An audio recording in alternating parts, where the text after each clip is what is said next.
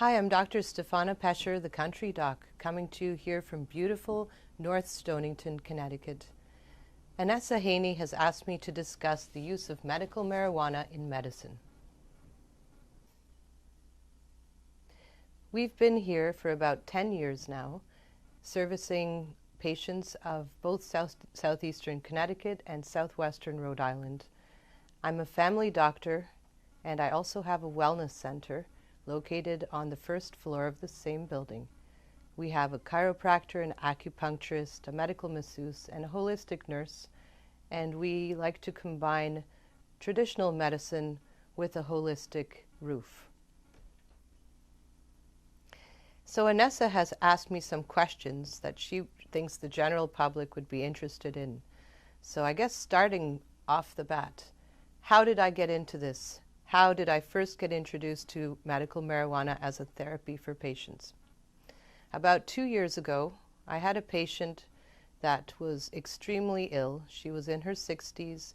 She was diagnosed with lymphoma. She had fibromyalgia and a whole host of medical conditions. She was on about 18 medications and was on chronic narcotics for her pain. Now, in our practice here, we've never really believed in chronic narcotic use except for certain specific types of patients. We usually refer those kind of patients out to pain management. So opiates are not something that we have generally ever prescribed in this office. Nonetheless, this lady was on opiates and she was on a horse's dose that I declined to give her. So she went and sought out a prescription from another physician who gave her a large dose of opiates, and she accidentally overdosed and luckily for her was resuscitated at L&M by Dr. Duhigg, and she made it. Afterwards, she came back to me and apologized. I don't judge anyone. She was just trying to control her pain. But she asked me for a medical marijuana card. And at the time, I knew nothing about it. I'm a busy doctor. I have busy practice. I don't have a lot of time on my hands. And I said, you know, I don't know anything about this, but I'll find out who prescribes it, and you can go there for your card. So she went and saw a doctor in Rhode Island, got her card, and over the course of 2 years, did so well. She came off of almost all of her medications. She was, I think, only on 3 meds. She actually went back to work and came off of disability. And every time I saw her in the office, she asked me, you know, Dr. Pecher, you really need to look into this. It's not what you think. It's not a recreational drug. It's really helped me. I'm a functional human being again. So after 2 years of nagging, I finally listened. I closed my office early. I took my team of PAs and we went up to the Compassion Center, the Slater Compassion Center in Providence, Rhode Island. And we spent about 4 hours there learning about how medical marijuana actually helps patients. And to my great surprise, I realized that this is actually a science unto itself, and that a lot more needs to be learned. So we slowly began prescribing not the medication, but just the cards to patients with conditions that are applicable both in Connecticut and Rhode Island, because I'm licensed in both states. And being right here on the border, we have a mixture of 50-50 mix of Rhode Island residents and Connecticut residents. And what we started to see was this tremendous trend of patients not only on their own coming off of chronic narcotics that they'd been on, but also multiple other medications. It became such a strong force that we actually put together a poster that we presented at Harvard in April, outlining 50 patients, just about 50 patients, and how most of them were able to reduce their medications down to just a couple. So there's something very worthwhile here, and it needs to be looked into. It's not for everyone. Not everyone does well on this.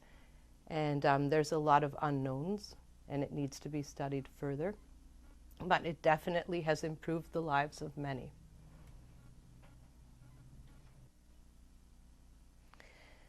So many times patients are confused about whether or not they have a condition that actually is accepted in Connecticut or Rhode Island. So the process here in our office is that we ask that the patients give us a call and speak with the front desk staff. There is a whole list of conditions. I have it here and we're going to post it for you as well. Every state is different. So Connecticut has its own list of conditions and Rhode Island has its own list of conditions. And these conditions are being constantly updated and added to. But right now, for example, I'll just list a couple here. For Connecticut, cancer, obviously, glaucoma, post-traumatic stress disorder, Parkinson's disease, Crohn's disease, ulcerative colitis, MS, wasting syndrome, sickle cell disease, post-laminectomy syndrome with chronic radiculopathy, on and on. You can look this up. So basically, we ask the patients, do you have one of these following conditions? And if you do, please have the doctor who diagnosed you with it send us over, they can fax it or email it, a copy of the diagnosis, whether it's in a note or written on a script pad. And with that, we then schedule an appointment for the patient, we spend time with them, and we go over everything. One of the unique things in this office is that we actually offer educational classes for free for the patients. I don't believe this is being done anywhere else. Currently, our teacher of these classes is Lisa Silvercrow-Perot, a member of the Mohegan tribe, who's very knowledgeable, and we hold these classes once a month. It's the last Wednesday of every month, and it's free. It's open to whoever wants to come, and we have a long discussion, about 2 hours, where there's questions and answers answered, but also a lot of very important information on the topic. So back to the appointment. During the appointment for the Connecticut application, there is a state website where we actually register the patient, and then the patient has to upload a driver's license, a photo, and some additional information.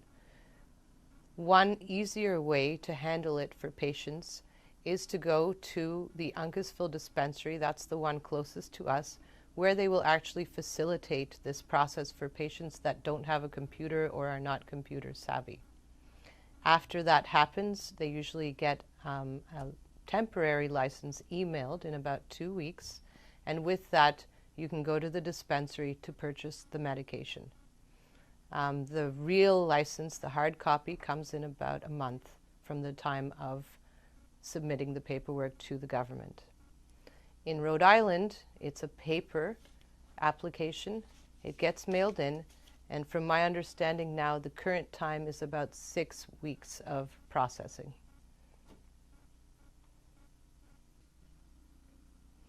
So a lot of patients have questions regarding how much medical marijuana can they have in their possession, and it's really state dependent. So in Connecticut, I believe it's about 2.5 ounces per month supply.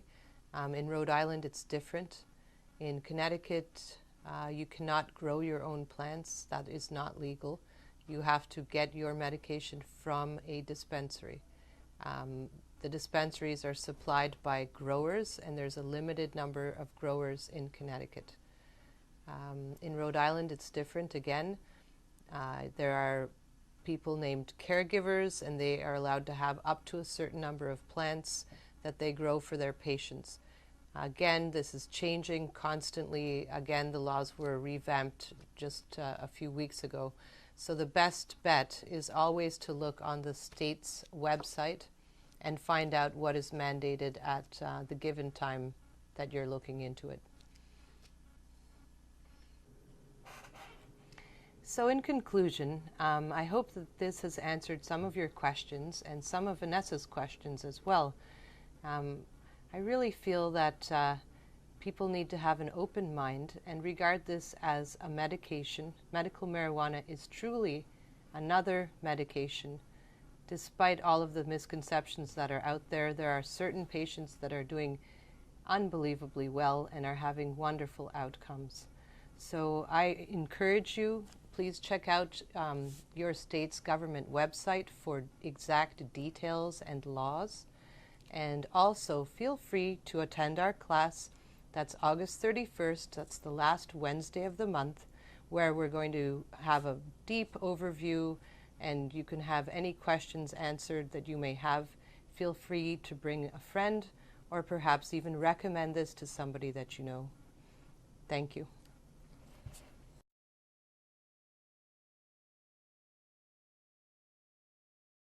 Well, all right, my dear, let me walk you through this. So this is the government website, and as you can see, I'm logged in as the doctor. I'm going to enter you as a new patient, add a new patient, you can see. And then here we fill in your last name, first name, middle initial, address, and the condition that I'm certifying you for. Now, I believe I have a spinal cord injury, and I believe it is a retractable spasticity. Yes, it's actually damage to the nervous tissue of the spinal cord with objective neurological indication of intractable spasticity. It's quite a mouthful. Why is intractable spasticity specifically? I'm not really sure why that's part of it, but I think almost anybody that has a back injury has some component of spasticity. I definitely do. I just don't know what the intractable part means. It just, intractable means that it doesn't go away. All right. That's all. Okay. So I'm quite certain that that's, you know, that's, we have your documentation and that's what's on there, so. And then are you under my care? Yes. What I like to do is have my patients who I, give this card to come back in 6 months for a free visit, just so that I can see how you're doing and check up on you and just sort of get a little more information about what's helping you and what isn't. Sounds good. Do you think that you need a primary caregiver? That means somebody to go and obtain your medication for you? I don't, depending on the situation, it's possible, but it's better if you answer if you feel you'll need somebody. You can always go back and change it, but it's a little more complicated. So it's probably better to say yes. Probably better to say yes. I mean, I do have caregivers. I just don't know if I would actually need them to pick it up, but you never know. So. You never know. There might be some time when you're not feeling well. Okay, and then you're not to possess more than 2.5 ounces per month. Okay. So now I've submitted this, and you should get a confirmatory email. You could have it in your phone right now, actually. Okay. It's that quick.